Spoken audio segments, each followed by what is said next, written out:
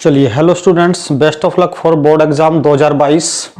आज आपको एक नाइट्रिक एसिड का सेकंड मेथड होता है HNO3 का, नाइट्रिक एसिड का जो औद्योगिक उत्पादन किया जाता है, एक तो ओस्टवाल्ड विधि से किया जाता है और दूसरा एक बर्कलैंड आइड विधि से किया जाता है। आज आपको बर्कलैंड आइड विधि का एक्सप्लेनेशन दिया जाएगा। बर्कलैंड आइड विधि, जरा ध्यान से समझना, ये बर्कलैंड आइड विधि का डायग्राम है और इससे आपको HNO3 का निर्माण कराया जाएगा। कैसे देखते हैं कैसे। सबसे पहले इसके ये विभिन्न जो पार्ट हैं इनको समझना है हमें, क्योंकि आपके एग्जाम में 5 मार्क्स का एक क्वेश्चन आता है। कैसे देखिए, सबसे पहले जो हमारे पास जो पार्ट है वो है आर्क भट्टी, यानी कि इलेक्ट्रिक स्पार्क भट्टी है ये।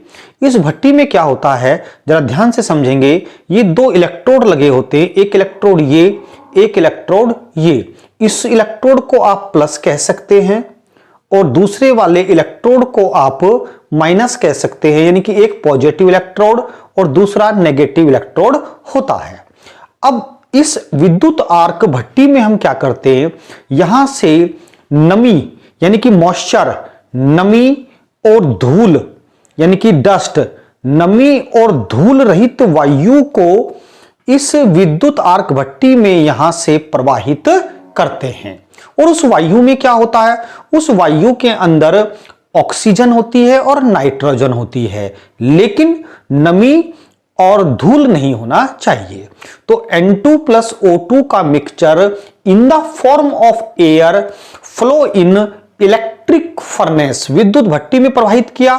अब विद्युत भट्टी में प्रवाहित करने के बाद हम इस इलेक्ट्रोड के थ्रू 3500 डिग्री का टेम्परेचर इसमें उत्पन्न कर देते हैं। जब इसके अंदर ये स्पार्किंग होती है तो 3500 डिग्री टेम्परेचर उत्पन्न हो जाता है और 3500 डिग्री सेंटीग्रेड टेम्परेचर उत्पन्न होने के बाद N2 और O2 परस्पर अभिक्रिया करके, यानी कि मैं आपको अभिक्रिया यहां पर दिखा रहा हूं कि N2 plus O2 3500 degree Celsius पर अभिक्रिया करके, 3500 डिग्री सेल्सियस पर अभिक्रिया करके 2NO बना देती है। 2NO यानी कि नाइट्रिक ऑक्साइड बना देती है, नाइट्रिक ऑक्साइड। अब ये नाइट्रिक ऑक्साइड 3500 डिग्री सेल्सियस पर बन गया है। अब यहां से हम इसको पाइप के थ्रू इस कूलर में प्रवाहित कर देते हैं। किसको? NO को। ये कूलर है, इसको शीतलक भी बोलते हैं हिंदी में। इस कूलर में प्रवाहित कर दिया और इस कूलर में इस नाइट्रिक ऑक्साइड को जो 3500 डिग्री टेम्परेचर पर बनी, इसका टेम्परेचर कूलर में हम 1100 डिग्री सेंटीग्रेड तक इसको हम डाउन कर देते हैं, यानी कि 3500 से हम 1100 डिग्री सेंटीग्रेड तक इसको ठंडा कर लेते हैं। फिर यहां पर हमारे पास तीसरा पार्ट आता है बॉयलर।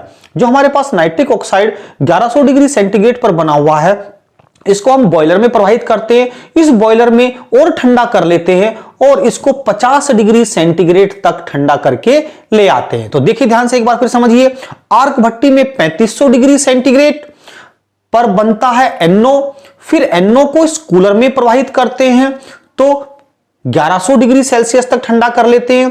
फिर एक पाइप के द्वारा इसको बॉयलर में प्रवाहित करते हैं। बॉयलर में क्या होता है, ये लगभग 50 डिग्री सेंटीग्रेड तक ठंडा हो जाता है। फिर बॉयलर से एक पाइप के द्वारा इसको हम आक्सीकारक कक्ष में प्रवाहित कर देते हैं। किसको? NO को, नाइट्रिक ऑक्साइड को। जब हम आक्सीकारक कक्ष में प्रवाहित कर देते हैं तो आक्सीकारक कक्ष में क्या होता है, ये नाइट्रिक ऑक्साइड ऑक्सीजन होती है, ऑक्सीजन से रिएक्शन करके ये नाइट्रोजन डाइऑक्साइड बन जाता है। क्या बन जाता है स्टूडेंट्स? नाइट्रोजन डाइऑक्साइड, NO2 बन जाता है। और नाइट्रोजन डाइऑक्साइड को एक पाइप के थ्रू हम अवशोषण कक्ष में प्रवाहित करते हैं। किसमें करते हैं? अवशोषण कक्ष में। अवशोषण कक्ष में क्या होता है, ये क्वार्ट्ज के टुकड़े या पत्थर के टुकड़े भरे होते हैं और ऊपर से पानी टपकता रहता है, फव्वारे के रूप में पानी टपकता रहता है।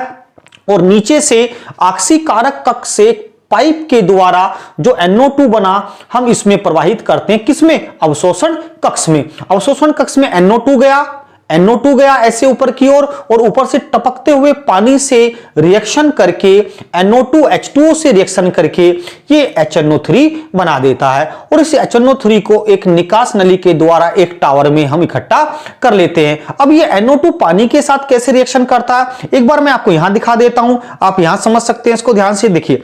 NO2 जो बना, जो ऑक्सीकारक कक्ष में NO2 बना, ये NO2 वाटर से रिएक्शन करके ऊपर से टपकते हुए फव्वारे के रूप में वाटर से रिएक्शन करके ये बना देता है HNO3। क्या बना देता है स्टूडेंट्स? HNO3 प्लस कुछ मात्रा में HNO2 भी बनाता है, नाइट्रस एसिड। लेकिन हमें HNO3 से मतलब इसको प्योरीफाई कर लेते हैं और सेपरेट कर लेते हैं। ये स्टूडेंट्स है HNO3 का बर्कलैंड आइड विधि से निर्माण। बात समझ में आता है तो इसको आप ध्यान से समझिए और यही लैंग्वेज जो मैंने आपको समझाया यही आप इसके प्रक्रम में लिख सकते हैं। बात क्लियर? इसके बाद मैं आपको फास्फीन, नेक्स्ट जो फास्फीन का टॉपिक होता है वो समझाता हूं आपको। ठीक है, थैंक यू वेरी मच।